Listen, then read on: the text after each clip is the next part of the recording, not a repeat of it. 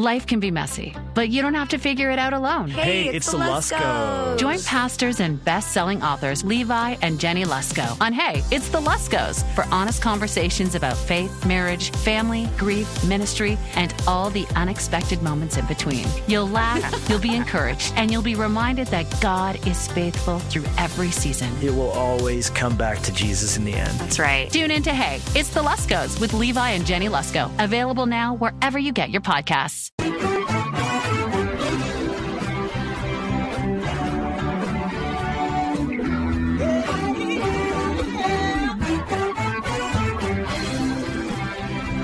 Well, hi, everyone, and welcome to Alzheimer Speaks Radio. I'm your host, Lori LeBay, and I'm so excited that you're joining us today.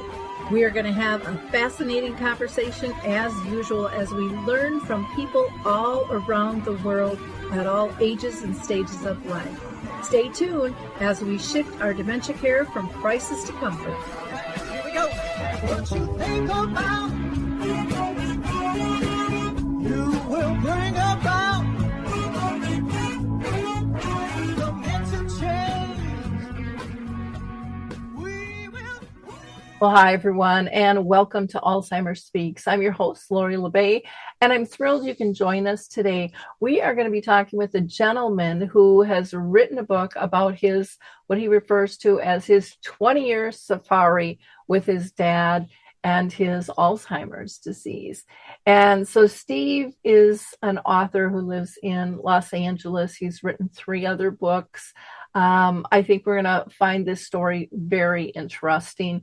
And he will give you his honest dealings, you know, the good, the bad, and the ugly, as they say, and some tips as well. So before I introduce you to Steve, I am going to just recommend that people check out Alzheimer Speaks. It's our kind of our mothership. We have all kinds of free educational resources there, so please check those out. Same with our sister company, Dementia Map, which is a global resource directory. Both you can access free. We're not going to track you. You don't have to worry about anybody pestering you at all. And if by chance you have a service, product, or tool that you would like entered into the resource directory, you can reach out to me at Lori at Alzheimer Speaks, or you can just go to dementiamap.com.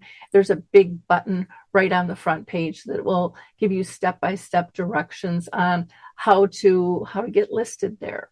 And we have both free and paid plans if you want more kind of advertising and assistance with social media and things like that. But our goal is to connect people to services, products, and tools that they so badly need. And last, I want to give a shout out to my webmaster, Q for Good. They are absolutely fantastic. They are very reasonably priced and just wonderful to deal with. So check them out if you are thinking about making a change or maybe starting a new website. And with that, I think that's all the housekeeping. So let's pull back the curtain and talk to Steve. So Steve, I'm so excited to have you on the show. You know, you had this 20-year journey with your dad. I had a 30-year journey with my mom. And so it's always kind of fun to compare notes in terms of how that journey went. But first, I'm going to have you just give people a little background to yourself, and then we'll dive into some questions. Okay. My name is Steve Kosareff. I'm an author of 4 published books. The current one is titled Something Like That, My 20-Year Safari with My Father's Long-Term Alzheimer's. And the previous book was entitled Satin Pumps. It was a true crime book about our family doctor who plotted to murder his wife. And that occurred when I was 9 years old. So I have sort of diverse interests as far as, things I write about. And this last book, I had actually written this about 6 years ago and brought it out about 5. And because it was such a raw experience, I put it down. I wanted to be fair to the members of my family. And so I put it down and picked it up a couple months ago, and I edited. I deleted about 70 pages, but it was in pretty good shape. So I went ahead and published it. Okay, great. So, Steve, if you don't mind sharing kind of a little bit of history about your dad, how did you come upon the diagnosis? Going into the doctor, that's a big step. And, how did he receive that information as well as family members? Well, it started in the late 90s. My father started misplacing his keys, and we didn't think too much of it at the time, but my oldest of my three younger sisters did. She had an experience taking care of her mother-in-law who had Alzheimer's, and she took care of her in her and her husband's home, and then eventually when it got too bad, they had her in a memory care facility. And when my father started misplacing the keys, she said something to my mother about it. And my mother wasn't too on top of this at the time. And she said, well, everybody can do that. And to an extent, that's true. But as time went on, these things increased. There was an incident where we had gone to my nephew's high school graduation, and my mother and sister and her husband were in my parents' car. My father was driving back, and he drove right by the house. And, they finally brought it to his attention that he drove by, and, he's kind of miffed, but he managed to collect himself and get home. And my sister said something to my mother, and my mother again said, anybody can do this. This can happen to anybody. People are not thinking and just drive right on by. And so my sister had a specific incident with her mother-in-law, when she did the same thing. She drove right by her house. So this brought back a lot of stuff. And it was great having my sister have these experiences because she had some familiarity with the start of this. And did you go to the doctor for a formal diagnosis? Not at the time. My mother eventually took my father to their regular doctor, and this guy wasn't very good. He gave him whatever pills to sort of stall and hold back the Alzheimer's. And he was taking them. And my sister tells me there was an incident where they wanted to increase the dosage, and my mother didn't want to do it. I don't know if she costs more or whatever, but she didn't do it. And, as long as she took care of him, she had some real issues doing that. And this became a problem later on, which we'll get into. Yeah, it's tough to know, and our doctors aren't nearly as educated even today as we need them to be regarding this disease. My mom was misdiagnosed for 10 years and was just told it was menopause, and she would just keep going, this ain't my girlfriend's menopause. We talk about it. My symptoms are very different. And, but, and it was back in the 80s too. And, the word Alzheimer's was just used minimally in here in Minnesota. I mean, we didn't even have memory care at all. It was market rate assisted living in a nursing home. And that was it, And so it was quite the process, to go through with all of that. Now you talk about navigating, the long-term diagnosis, and say that only like 3% of the population has to deal with that. What do you mean by that? Well, 3% of people who have Alzheimer's have the long-term, long-form version of it, which can last, at least 10 to 20 years, maybe beyond. And so there doesn't seem to be a lot that I found on that. And it's at least in my father's case, it was very slow progressing. So you wouldn't see him do things that you might where somebody has it just for a few years. And so, we did calculate from when he finally passed away. I looked back at when my sister first mentioned this, and it was 20 years. And we can actually chart it, by things that happened over that course of time. Yeah, it's interesting because I know a lot of the doctors poo-pooed me when I would say, my mom had been living with it for 30 years. But then we had her brain autopsy.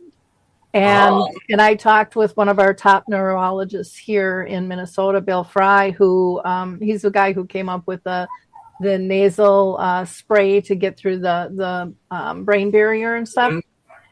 And he was shocked. He was the director of a brain bank. And he said, I have never seen a brain this atrophied. He's like, Lori, you were right all along. Jeez. And not only did she have Alzheimer's, but she had Parkinson's and Lewy body, which were never discussed with us at all. Huh.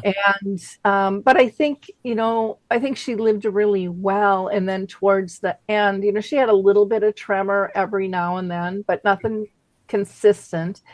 And for the Parkinson's and the Lewy body, we really didn't see much for signs for that. Most people talk about the nightmares and hallucinations and things like that.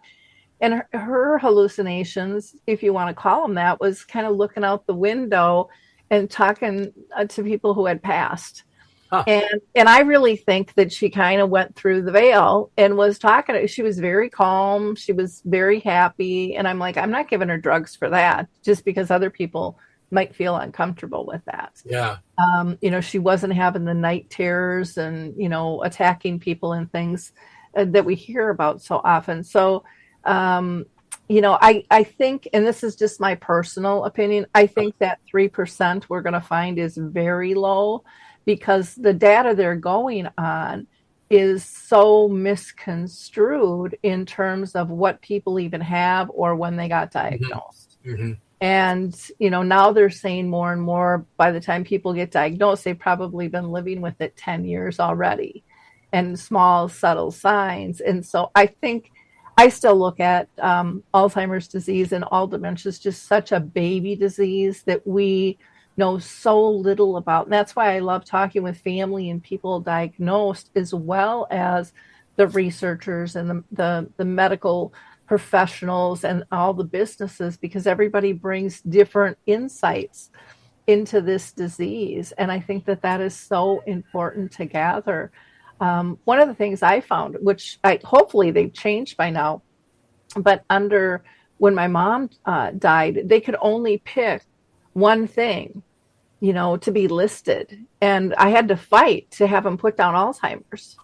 And it was like, really, in this day and age, you can't add a couple more categories, get your software changed and stuff.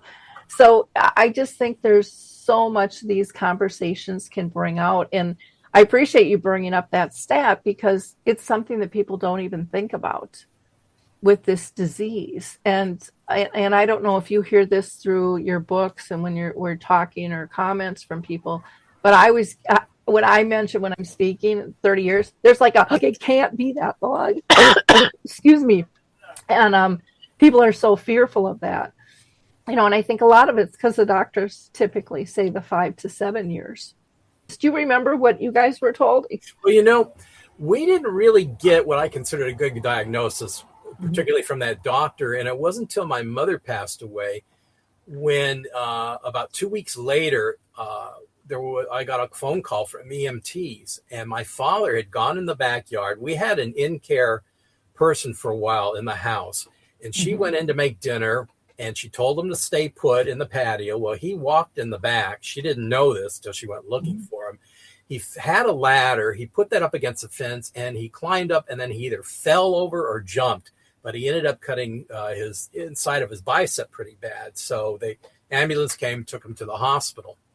And when we went to the hospital, after they stitched him up, I had a talk with the doctor, and he says, I'd like to keep him here for at least a few days, run some tests on him. And I said, I think that's a good idea, because I said, we don't really know what's wrong with him. And so they were going to run, whatever psychological and physical tests that they were going to do. And we finally got a report back, which was very helpful. And I think all people should have this for when we had moved him into a memory care facility, which we did directly after the hospital. We just drove from there when he got out and went to the memory care, and we had the paperwork, which, was a doctor saying, yes, he has Alzheimer's, and showed, the questions that they would ask him and the test and so on. And it was very helpful to us to have that. Caring for someone with dementia is one of the toughest journeys, but you don't have to do it alone. I'm Allison Schreier, and my experience caring for my husband inspired me to create Zinnia, a therapeutic streaming service designed to support people living with dementia and reduce caregiver stress. Zinnia offers research-backed videos intentionally created for people with dementia, engaging, calming, and easy to follow. Whether you need to ease agitation, create moments of joy, or make daily routines smoother, Zinnia is here to help. Family and professional caregivers use our content to turn challenges into opportunities for connection. Accessible by subscription on mobile devices and connected TVs, Zinnia is simple to use whenever you need it. Because when caregiving feels easier, life feels better. Go to zinniatv.com and sign up for a free trial today. Use the code RESOURCE for 15% off an annual Zinnia subscription. Hey listeners, it's Kelly from Life Audio. We know life gets busy, and sometimes it's easy for your faith to get pushed to the side. That's why we created The Good Word, a free weekly newsletter designed to give you a moment to slow down, be encouraged, and reconnect with what matters most, God's Word. Inside, you'll find devotionals, guided prayers, podcast recommendations, and other faith-filled content we think you'll love. No ads, no clutter. Just good content to help you stay rooted in God's Word throughout your week. Sign up for The Good Word today at lifeaudio.com/The Good Word. That's lifeaudio.com/The Good Word. Well, that's good. Let's talk about some of the realities of the disease that you and your family and your dad faced during that time. Initially with my mother, he sort of had the run of the place. And, he would walk off down the street. And luckily, we had a long-time neighbor across the street, Gordon Lundy, who kept an eye on him and would ask him and say, "John, where are you going?" And, he'd sort of stop and turn him around. And my mother, she was just going through a depression. And I was aware of how bad it was. She said a couple things to my sisters. And in fact, about 3 months before she died, she told my youngest sister, she says, I don't care if I live or die. And had I known that, I think I would have done something. There was an incident, in fact, the day that she did die, where she called me and she had gotten something from Social Security. And I'm sure all families, they wanted to know what they were doing with she was doing my father's Social Security check. And she was so fit, so beside herself, she just didn't know what to do. And I said, "Well, did you call Social Security?" "Yes." And from what I gathered, she either wasn't listening or she didn't ask the right questions, whatever. And I said, "Well, do this." I thought they wanted an audit. So I said, "Pull your checkbooks out." And so I'll come this weekend and we'll go over all this. And unfortunately, from after I hung up is when she ran out into the backyard. My father would leave. He had a garden and he would leave the water running in the back and she could hear it going through the pipes. So at one point she said, "My water bill is expensive." I said, "Well, is it hundreds?" "No." "Is it thousands?" "No." I said, "Well, you just have to go in the back and turn it off." I said, "You can't depend on him to do even the most minor thing he cannot remember." And she says, "I can't believe this is the man that I married." And she was so locked into that. She just couldn't adapt to what the reality was. And I'm sure there are people like that. And because I wasn't aware of where she was at mentally. And so what happened is I believe that he turned the water on. This was the day that she died. I believe he turned the water on. She walked in the back. She had high blood pressure. She was storming through there. She turned that water off. And then she died right after in the backyard. She either had a heart attack or a stroke because that's where they found her body. And oh, wow. Yeah. And in fact, the only way the neighbor played a part in this again, he saw my father wandering around outside in the front yard. And he said, "John, what's wrong?" And my father said, "Well, Suzanne's, she went shopping, but she hasn't come back." And so, the neighbor, thank God he was aware of what was going on. So he came over to the house. He saw her car in the garage. So he knew she hadn't left. He knocks on the door. There's no answer. He walks through the house, can't find anybody. And then he goes in the backyard and that's where he found her body. And, so obviously they called the police and the ambulance at that point, but which brings another thing to mind. I talked to her. I had spoken to an estate attorney early on. And the state attorney said 90% of Alzheimer's caregivers pass away, particularly spouses pass away before the one who has Alzheimer's does. And I said something to her about that. And I said, if you die before he does, you're not going to be any good to him. And, I realized that she was in kind of a pickle at that point. And I talked to her. I says, you can afford to put him in a memory care facility, and we'll find one nearby here, and you can visit him as often as you like. And I said, I'll come up here, we'll look at places. And I said that a number of times over months, maybe even years. And I don't think she never could bring herself to do it. I think she felt that she was abandoning my father, and she just couldn't do it. And I don't even know if I actually showed up one day and said, we're going, get in the car. I don't even know if she would have done it. But there was that opportunity, and we had the money, which I've since found out that a lot of people don't. They're taking care of their loved ones in the home. And I'm reading these horror stories, heartbreaking stories on all these Alzheimer pages and groups on Facebook. And it's just heartbreaking to see what people are doing. I mean, it's just because we don't have that much help from the government, and even though we had money, we were running out of money when we were taking care of my father after my mother died, and we had him in the memory care facility. It was costing us, and this was, 15 years ago, $5,000 a month. And we had to end up renting out their family home, which paid a little bit. His Social Security paid a little bit, but I think we're always out about $2,000, $2,500 a month. And he lived quite a long time there. He lived about 5 years thereafter. So it's expensive. Yeah, it is. We just had to place a loved one, and we found a place that we really liked, and it feels more like a family environment than some of these big places. And they're actually on the lower side, just a little under $9,000 a month. But some of them are, 12 to 15,000 is not uncommon. Yeah, I would imagine. Especially she has diabetes, and that puts you right up into a bigger category automatically. Even if they can dress and eat and do so many things, it just automatically bumps them up. And so,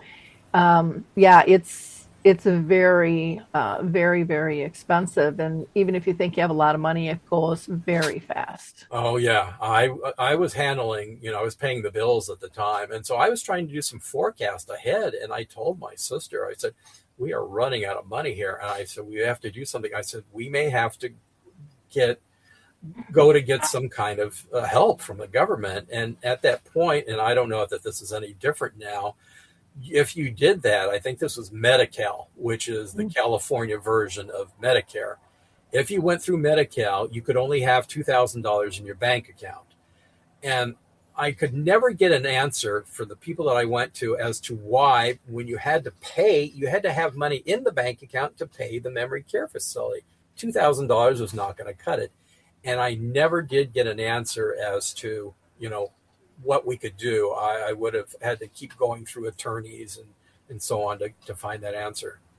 Yeah, typically, I think it's around 3,000 now. Every state is different, but that's the max in assets that they can hold. So that can be used for buy-in clothes and that kind of stuff. And so then usually if you have a VA benefit, a pension, Social Security, a lot of times that gets signed over to the community, goes towards your rent, government pays the other portion of it. But it gets complicated for sure.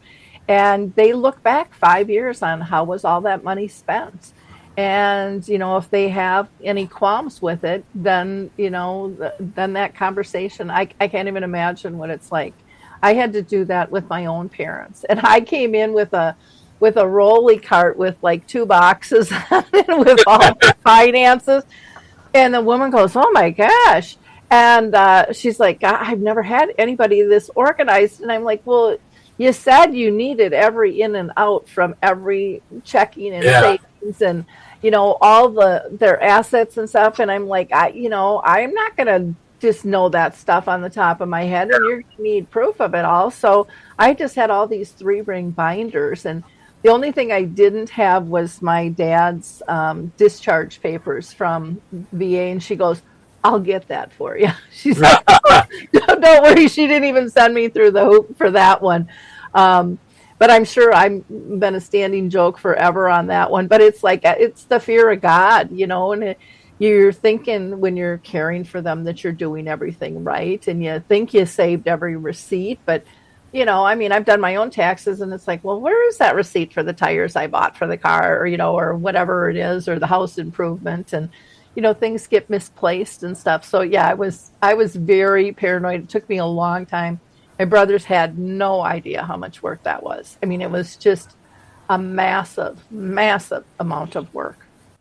And the other thing that I found out, too, is that for renting the house, we needed to have a clause in there that said, and not that we were going to ever do it because my father was in no shape to live in that house, but that the tenants would have to move out within 30 days so that my father could move back in. And we had a property manager, and I talked to my sister, and they did not want to do that. And I said, we're getting to that point money-wise, we need to have that. And my sister said, well, I'll sell the house before then. I said, no, let's not jump to conclusions here. I said, let's not serve, Social Security or Medi-Cal the house on a platter. Let's not give them dinner before, they ask for it. Yep. And so I had even talked to an estate attorney, and I don't know how this would have played out if it did. And I'm sure there's some people who've done this. He says, well, what you can do, the remaining amount of money in the estate, you can divide it. Your sister can give it to you as gifts, divide it, and then you can pay the bills out of that so that you'll only have $2,000 left in the account. And, it never got to that point, but I know with my middle sister, we would have never been able to depend on her to use that money. She would have blown it. And so I'm pretty curious as to if anybody has done that and how that worked out. And like you said, they can go back a number of years. And though I'm told that they rarely do that, they may go back a few months. But, you're playing with what ifs and things that no one knows, and it's well, and they can change the rules too. Yeah, on all that stuff. I highly recommend talking to an elder law attorney that is an expert in your area, because the disclosures they give you to sign it's pages long, and they're quoting all the rules, and they're saying it can change and they can still come back, and they won't be liable. Of course, they're covering their butts and stuff, but it's a very, very complicated. And like, there are some families that will put the house in a, this is bad because I sold real estate for 25 years and I can't think but they'll sign it over to the kids. And then the kids go to sell the house because it's in their name, but they let their parents live in it. And then the kids are mad because now they got to pay taxes, because, and they're like, well, no, that wasn't part of the game plan. And it's like, well, that's one of the pieces you're missing because you didn't talk with an attorney. You think you're saving it, and it is, because they can live there forever. But everything gets really, really complicated, really, really fast. Yeah. Even, the estate attorney I was dealing with sent me to other people who specialized within the specialty. And I didn't fully explore them because my sister didn't want to do it. And I told her we actually had a falling out at that point. She had been very helpful and supportive up to that point. And I was really mad at her. And actually, at one point, I said, I want you to resign as, handling this estate. And that was about the worst thing I could have said to her. And that basically put a wedge between us that lasted for a couple of years, even after my father died. Fortunately or unfortunately, we never had to fully deal with that because my father did pass away shortly thereafter. And, but we would have been in a real pickle. We would have had to go to somebody. And she actually ended up having to use an estate attorney. Everything I told her, she ended up having to do. So, Yeah. Caring for someone with dementia is one of the toughest journeys, but you don't have to do it alone. I'm Allison Schreier, and my experience caring for my husband inspired me to create Zinnia, a therapeutic streaming service designed to support people living with dementia and reduce caregiver stress. Zinnia offers research-backed videos intentionally created for people with dementia, engaging, calming, and easy to follow. Whether you need to ease agitation, create moments of joy, or make daily routines smoother, Zinnia is here to help. Family and professional caregivers use our content to turn challenges into opportunities for connection. Accessible by subscription on mobile devices and connected TVs, Zinnia is simple to use whenever you need it. Because when caregiving feels easier, life feels better. Go to zinniatv.com and sign up for a free trial today. Use the code RESOURCE for 15% off an annual Zinnia subscription. Well, and an elder law attorney is expensive too. And people go, well, my kids say I can do it online. Well, yeah, there's blank forms, but you don't know the clauses you need to protect them and you, and follow the rules and how much you can gift, and that can change every year, and who you can gift to, and when that has to be done and what that looks like, and even putting people on a checking account. I know when we went in, our attorney advised us, no, don't make it a joint account, do a power of attorney, because if she would die, then whoever's on joint can take that money and run. And nothing has to cover any of her existing bills. None of it goes to follow her will. It's all, same with people will put, the house in somebody's name, on a time of death. And so there's so many different little things, and some of them sound really good, but, they all have repercussions. And you got to figure out what's best for this particular situation that you're dealing with, because they're all different. And then you have to find an attorney that you feel comfortable and trust. I would advise people who are just at the beginning of their Alzheimer's journey with their parent or another loved one to take all the people who are going to work with you and start this process of finding, an elder attorney and a state attorney, and get all this laid out so you know what you're dealing with down the line, because you don't want to find this out like I did at the end, and it basically caused a lot of animosity, with a sibling or somebody else. I did find out my mother, I think, was going to make me head of the estate, but that didn't happen before she died. But what she did do about 6 months before she died, she gave me power of attorney over her personally, over her health. Now, what that meant, unfortunately, is she was planning on, being in a hospital and dying in a hospital. She didn't foresee that she might just die at home. And there was good reason to believe she might die in a hospital. She had been sick with a number of issues before where she was hospitalized. And so had she been hospitalized and I had the power of attorney, I basically could have appointed myself, head of the estate. I could have done a number of things at that point. And that happens a lot when people are in the hospital, because the social workers are, where's your health care directive? Do you have a will? Do you have a power of attorney? Okay, we can help you with these two things, but you're going to need an attorney for your will. And it gets the wheels spinning there. And so even if you you have a doctor, you can ask them for a healthcare directive. Every clinic has a healthcare directive, and they can give it to you, and you can go ahead and fill that out with your loved one. The power of attorneys are actually, in my mind, pretty simple, but I dealt with them all the time in my prior business and stuff. So not everyone will feel comfortable in understanding what that means, but it's just really kind of a checklist of, okay, you can get into my finances, and you can, do my real estate, and everything is kind of broken down, with that. But, talking to an attorney, I know it's pricey, but boy, it can save you a lot of money in the long run too, with those things. And that healthcare directive is so important, because you can't get information out of the doctors, without it. And I've seen it with all ages, parents whose kids have gotten in a car accident and they can't make a decision, but they're paying for their health insurance. It all seems really backwards and stuff, but that's the system that we're in. And so, yeah, it's important. It's important stuff. For sure. My parents had a living trust, which made a lot of things easier.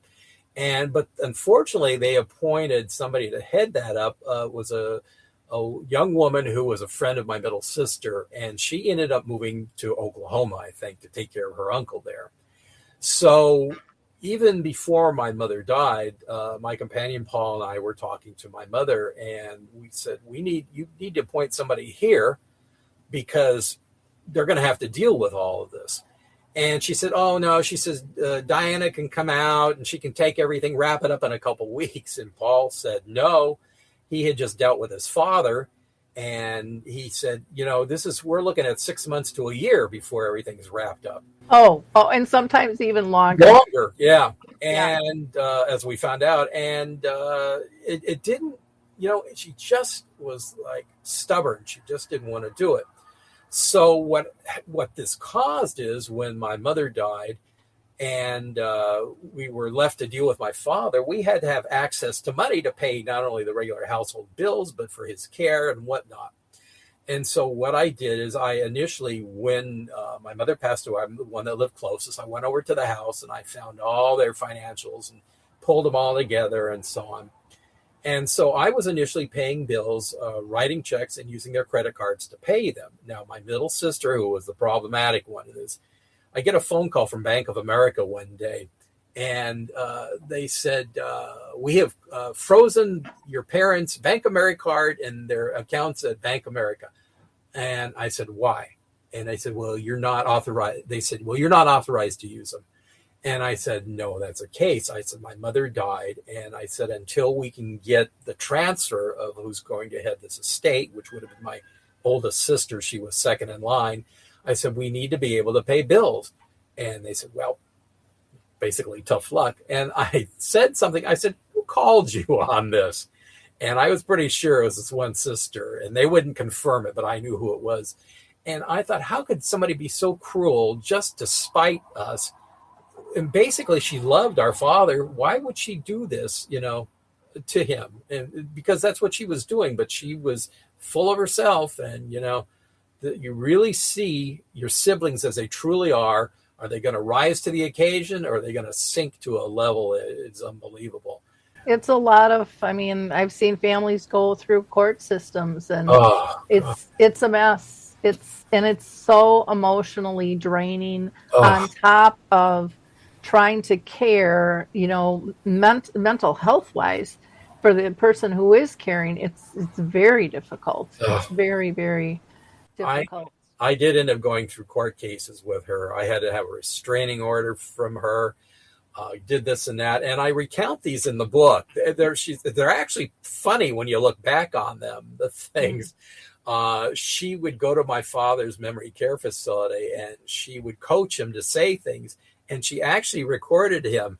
And at one point, she got my father to say, I'm going to shoot him in the back, or he should be shot in the back of the head. And I don't know where this came from, but what happened, that wasn't the end of it. When we went to court, she made her case to the judge, and she says, I have a recording here, and I want to play this for you. So she plays this. The judge allows it to go through the whole PA system in the courtroom. Everybody's hearing this, saying he should be shot in the back of the head. And the courtroom erupts in laughter. It was like something out of a bad comedy or something. This was just some of the things that she did. It was not helpful in the least. And it's funny now when you read this, and she's actually going to be, she's kind of the star of this book besides my father. Because I recount these incidents with her. And so if people get a copy of the book, they can read all about her in this book.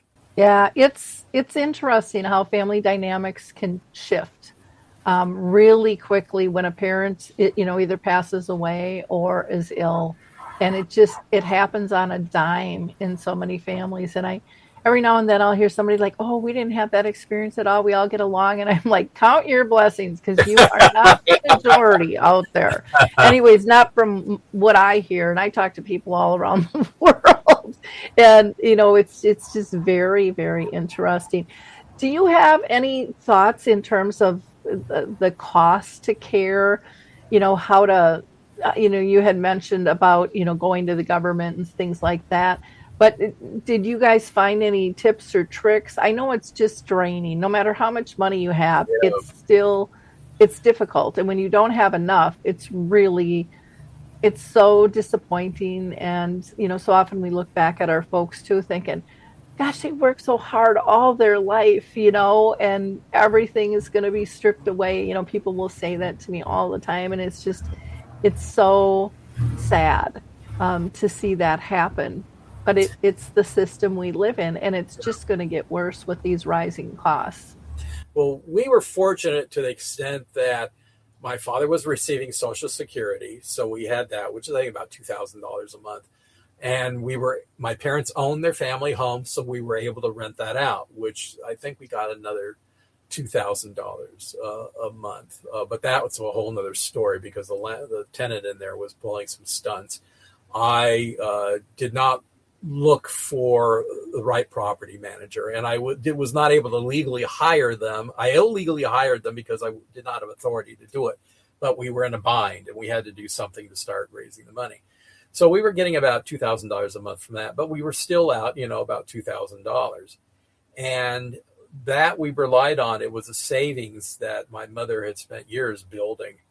And we were lucky we had that. And like I said, we were getting close to considering running out of that money. And we would have been forced to either move him into a state facility, sell the house to raise some more money, or because I didn't see much beyond that where we could generate income. They didn't have any other income that we could use. And, I believe from what I've been reading, like I said, I believe we were in a pretty fortunate situation, because I see a lot of people taking care of their relatives at home. I don't know how they're doing it.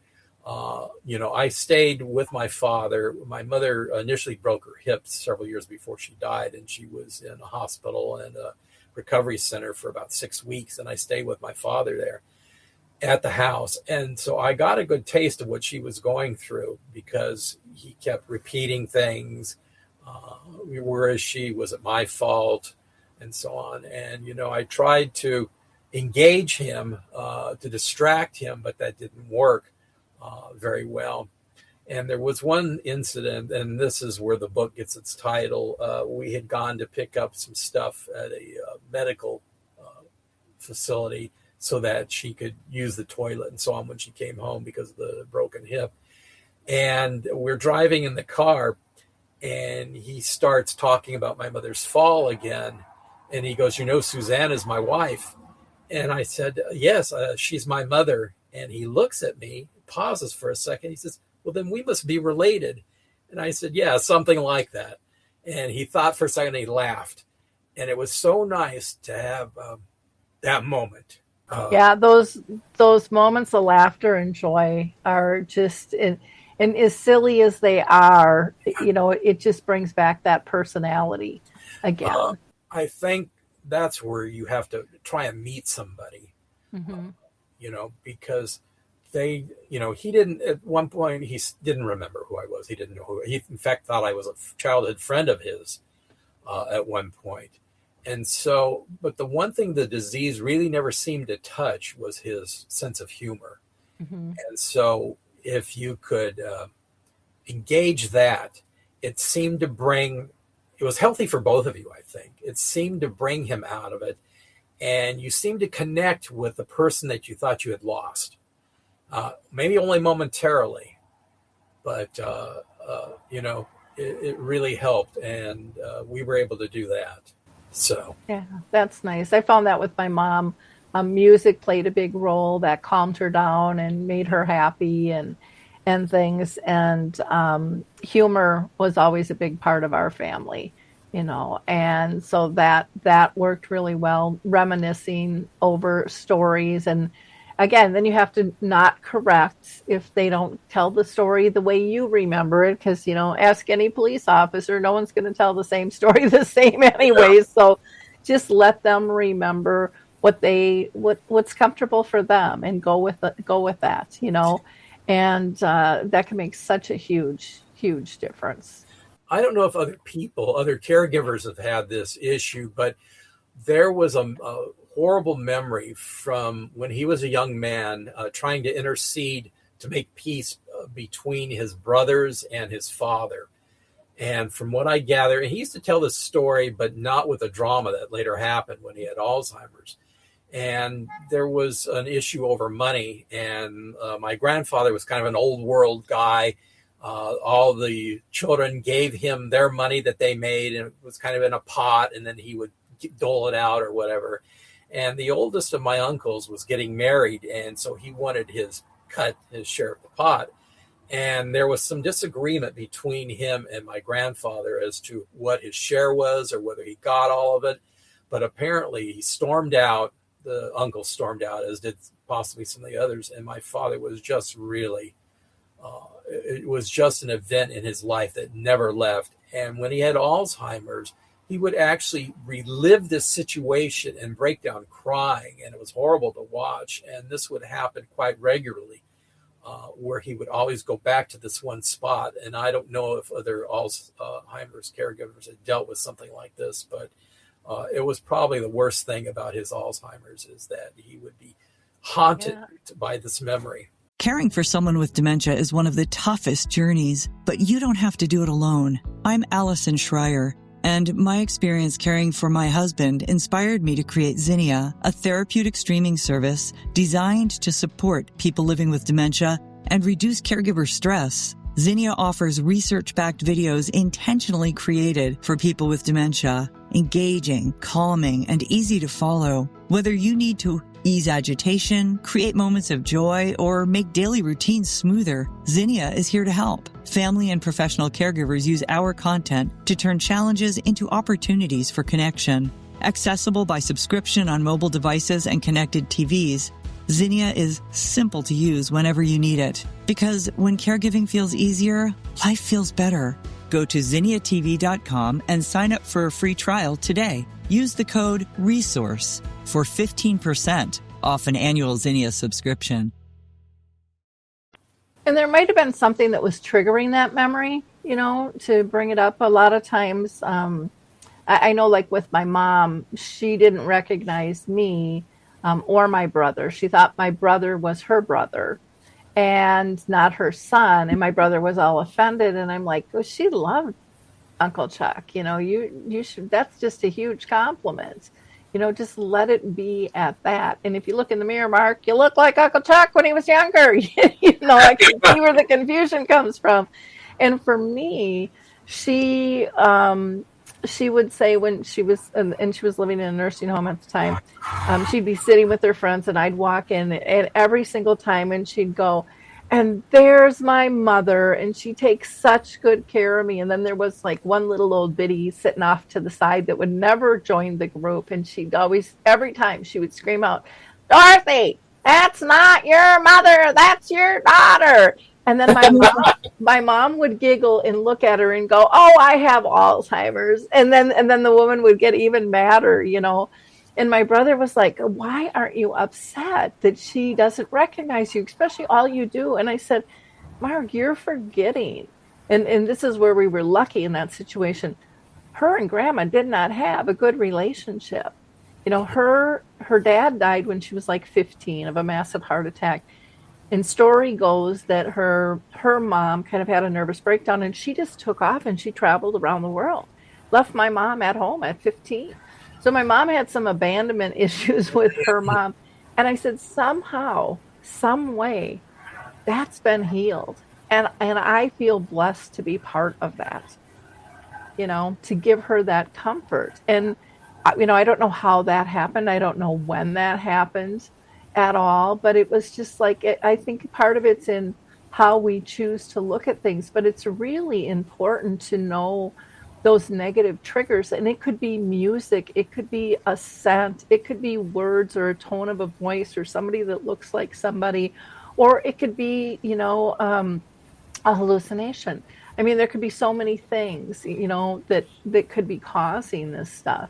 Yeah. So it's important for everybody around to try to look at the environment and what happened right before that. Did they get out of bed kind of sad? Maybe it was a dream, or maybe something triggered it, out in the great room or wherever they happen to be. I think one of the toughest things that family members have is recognizing that things have changed and they're not the same, and accepting the loved one with Alzheimer's in the current state. And just, you basically just have to let go. You cannot demand that they remember things. You cannot tell them. I think you have to play it by ear. And somehow you have to find that within yourself. And if you're having trouble, I think you need to get some help where you can get to a place, because you will just make yourself sick eventually. And I think it's particularly hard on spouses to go through this. I think my mother said, she goes, I can't believe this is the man I married. And I told her, I said, well, this is the deck of cards we were dealt, and we have to deal with the reality of it. And that she never could. There was an instance, I tell this in the book, and it's actually a funny story now, but it wasn't so much then. He used to send him out to get a haircut, and locally, this is when he could still drive and had a license. And she sent him out in the afternoon. Well, by late afternoon, early evening, even late evening, he hadn't returned. And I did not hear the story fully till after she died, and a cousin and the neighbor across the street told me. What had happened is he got on the freeway somehow in Los Angeles and kept driving on the 10 freeway, which ends in Santa Monica at the Santa Monica Pier. And I think Santa Monica police officers spotted him. He was either standing by the side of his pickup truck or he was doing something erratically driving. But they, got a hold of him and started talking to him, and he was able to give them a phone number. They looked it up. The police called my mother at home and said, is so-and-so your husband? Yes. Well, we have him. He's in Santa Monica and he's here. And what they ended up doing, which I give them a lot of credit for, one drove my father's pickup home and the other drove my father in the patrol car 40 miles back to my parents' house. And at the time, I remember my mother, she didn't tell me that portion. What she did tell me is he managed to make his way home. And I said, kind of sarcastically, so he saw the beacon of the porch light 40 miles away, and that's how he got home. And there was this very sly smile on her face. And I didn't realize what that meant till after she died. But, I don't know if she actually tried calling the local police. My husband hasn't returned. I sometimes think that maybe she wished that if she found out that he'd just driven off the pier in the truck, and she'd be done. And I really think there were times that somehow she just hoped that he would disappear. And, it's a horrible thought, but I understand it because I know sort of what she was going through after the fact. Well, and like you said, you didn't realize she was battling depression. And, to the extent she was. And I think a lot of people, they're just overwhelmed. They're exhausted. They're sleep deprived. I mean, the list goes on and on and on and on. And they're missing the one they married. And yet it's a taboo conversation to talk about. People don't want to admit to those feelings because no one will understand, and they'll think I'm a bad person. And that's where I think some of these Facebook groups and stuff help, is they let people process, because sometimes you just need to vent and you need to tell it to somebody who gets it versus someone who's going, oh, they're not that bad. Not that bad. You get over here and deal with them. You get over there for 15 minutes. You didn't see the whole story. I think sharing these stories are really important. And some people, really struggle, especially with family involved, on how do I share this? But these stories, like with your sister and stuff, they're very, very common. Very common. That's the side of putting him into a memory care facility. I suggested that she have somebody come in. I said, I said, at some point, and it's not going to be too far away, you cannot deal with his toilet and hygiene needs. You cannot get him in and out of a bathtub. You cannot get him in and off of a toilet. I said, you're going to need to have somebody come in. And she says, well, it costs. I said, you have that. You can afford to have somebody come in. You're going to probably need something close to 24-hour care, at least overnight. And she just wouldn't do it. And I said, well, at least do this for the time being. I said, hire somebody to come in to babysit him for a few hours so you can get out of the house with your girlfriends and not think about him. And, do what you want, and you'll have that to look forward to. Do it once or twice a week, whatever you need. She says, well, it costs at the time, I think $15 an hour to have somebody. I said, you have that money. But she wouldn't do it. And she had just boxed herself in, and no matter what I said to her, it just couldn't seem to break that. I think had I seen what state of mind she was in when I went there that week, and if she hadn't died and I went to see the checkbooks, I think I would have actually done an intervention. I think I would have actually moved him to a facility at that point. Because, I hadn't seen her. I talked to her on the phone, but I hadn't physically seen her for about 3 months. I was editing a documentary that I was working on. So I was wrapped up in that. And I think this is something children really need to be aware of. You think if your mother or father are taking care of your other parent who has Alzheimer's, but you need to be aware of the state of mind they're in, and don't listen to them.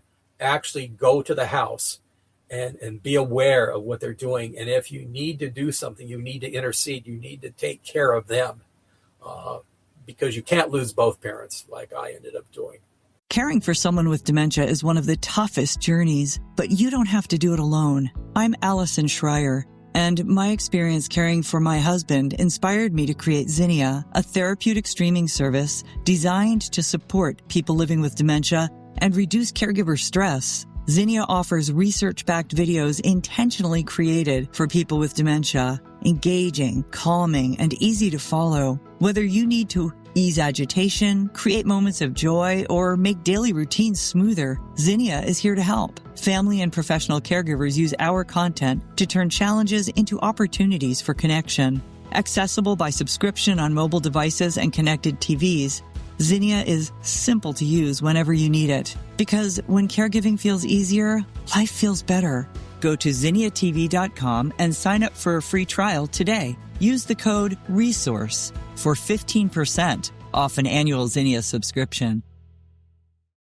Yeah, well, and sometimes it can get downright abusive. The verbal abuse can turn into physical abuse because they're tired and they're exhausted and they don't know what to do, and they feel bad that they can't handle it. And they don't want anyone to know that they can't handle it because they married for better or worse, and illness and health, and all of those types of things. And I think especially with our older generations, that was drawn in so deeply. I need to handle this. This is my job, And I think with younger generations, they're like, where's the money? Let's get in support. Let's pull in our friends. Because we're talking about this more than what we were back then. And more people are starting to understand what it takes, to kind of survive all of this. And how do you both end up living your best lives? How do families still continue to do what they need to do while caring? And it's a lot. My family, we didn't have, nor did we look, and I don't know why, we didn't have outside emotional support. We didn't, I must have been aware that the Alzheimer's Association existed, but none of us reached out to it. My mother didn't. And I may have said something, but we basically were on our own handling this. And I really think that it's a good idea for anybody who's watching us speak right now. If you haven't done it, you need to reach out to whoever can help you get through this. And it will be a big relief because you are not in this alone. Yeah. And there's the Alzheimer's Association. There's the Alzheimer's Foundation. There's all kinds of different things. If you just Google for groups, if you hop on Facebook and just put in dementia or Alzheimer's or Lewy body, groups will come up too, where you can talk to other family members as well, because they have such great insights, and they want to help you avoid maybe some of the mistakes or some of the stress, that they went through. And then I would love to see our doctors refer people out, and they just, for the most part, don't. I still do support groups, and I talk with people, like I said, all around the world, and it's pretty much the same most everywhere. Every once in a while, you'll get this kind of shiny apple where it's like, oh, they have a great ecosystem, and they have support, and you can call and you can talk to them, and they'll help you out.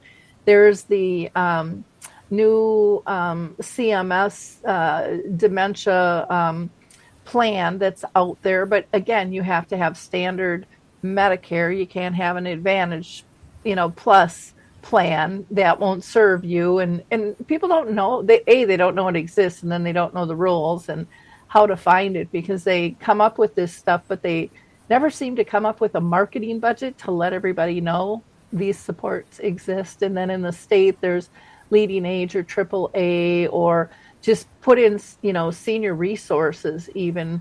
Or if you go to a senior building and take a tour and just see what's out there and tell them, they'll be connected and they'll be able to refer you to people. But some of it is just talking openly amongst friends and colleagues and stuff, because so many of them are going through it, and they'll have ideas for you as well. So I think it really gets down to being brave enough to talk about this, but we have to remove the shame and, let people know we understand this is not an easy journey, but there still can be joy. You can still have relationships. You just have to look for different things in a lot of ways. And you need to know about the systems that are out there to support you and how to be able to maneuver. Absolutely critical. I know I didn't go to a support group, and I didn't find out about them until later on down the road. And then I went to listen to a friend who was going to speak, and then he got sick and didn't even show up. And then I'm like, I'm stuck in a support group, because I felt I didn't have the time, and I was doing everything I could already for my mom.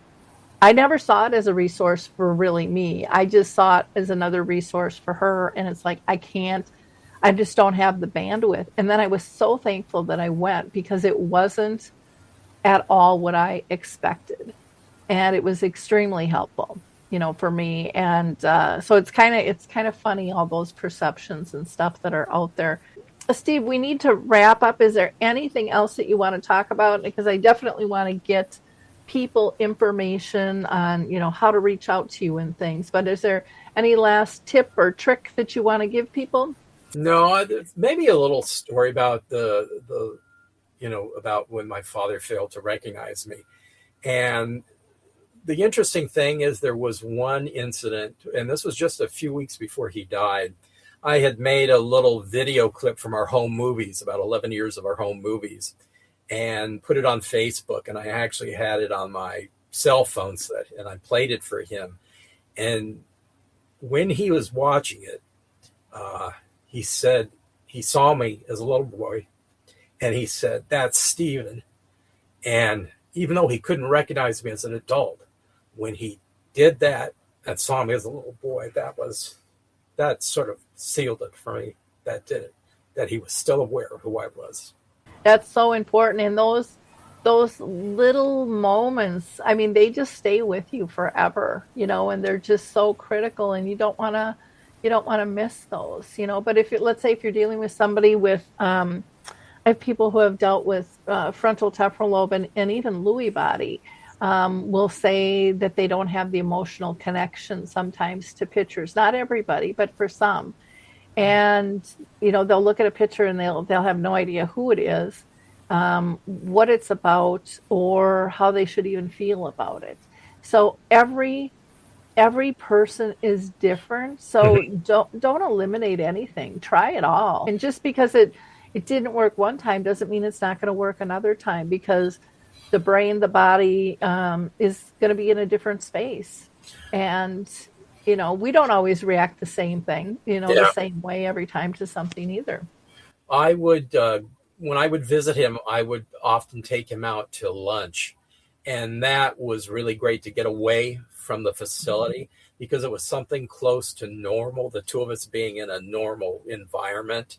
Mm-hmm. And that was very helpful. So I would suggest to people, if you have a loved one in a memory care facility and they're able to, my father was even in a wheelchair at one point, and I would get him in a wheelchair and we'll get them out and take them somewhere, a little park, out to lunch, just so that you guys are away from, what's going on.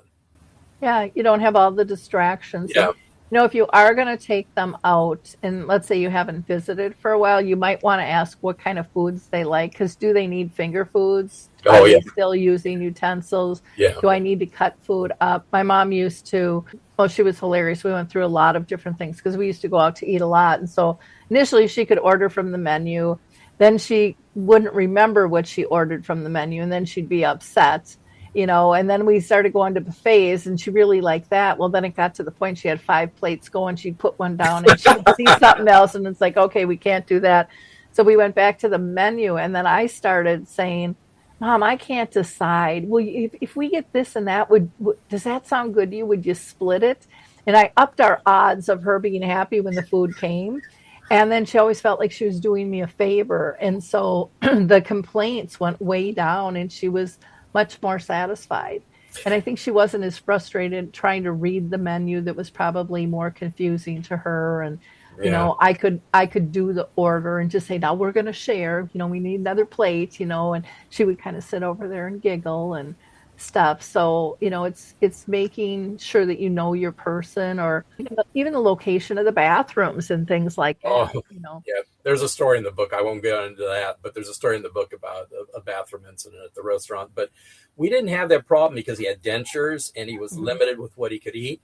So there were like 2 items on the menu, and he said, you order for me, So he realized he couldn't really read or understand anything anymore. So that didn't turn out to be the problem, but it was moving him, dealing with the bathroom and moving him in and out of the car.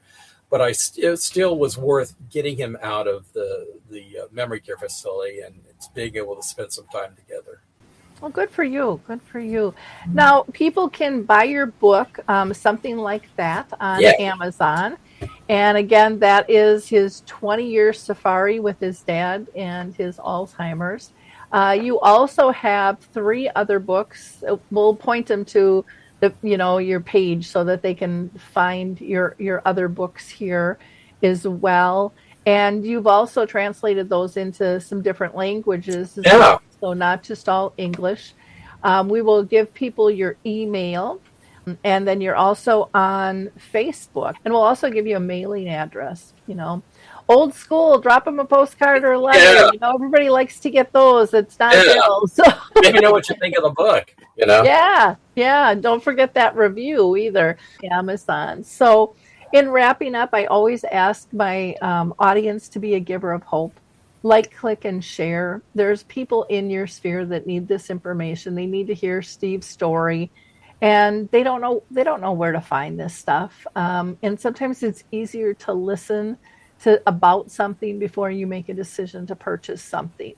And I think they can also read like a chapter or so for free.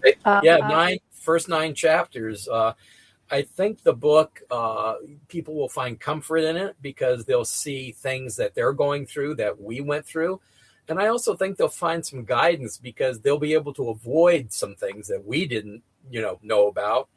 And it's sort of a roadmap in that sense. And it's also a very personal story. I think it's heartwarming and it's humorous. And, you see it moves back and forth in time. You see the relationships before and after the Alzheimer's. And there's particularly an interesting chapter about my relationship with my father before the Alzheimer's and growing up with him and so on. So people will get the background that will make the story that much more interesting. Well, thank you so much for your time. And You're again, welcome. to our audience for listening.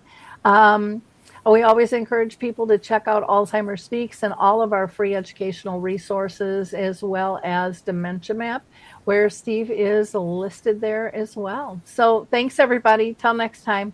Bye-bye. Caring for someone with dementia is one of the toughest journeys, but you don't have to do it alone. I'm Allison Schreier, and my experience caring for my husband inspired me to create Zinnia, a therapeutic streaming service designed to support people living with dementia and reduce caregiver stress. Zinnia offers research-backed videos intentionally created for people with dementia, engaging, calming, and easy to follow. Whether you need to ease agitation, create moments of joy, or make daily routines smoother, Zinnia is here to help. Family and professional caregivers use our content to turn challenges into opportunities for connection. Accessible by subscription on mobile devices and connected TVs, Zinnia is simple to use whenever you need it. Because when caregiving feels easier, life feels better. Go to zinniatv.com and sign up for a free trial today. Use the code RESOURCE for 15% off an annual Zinnia subscription.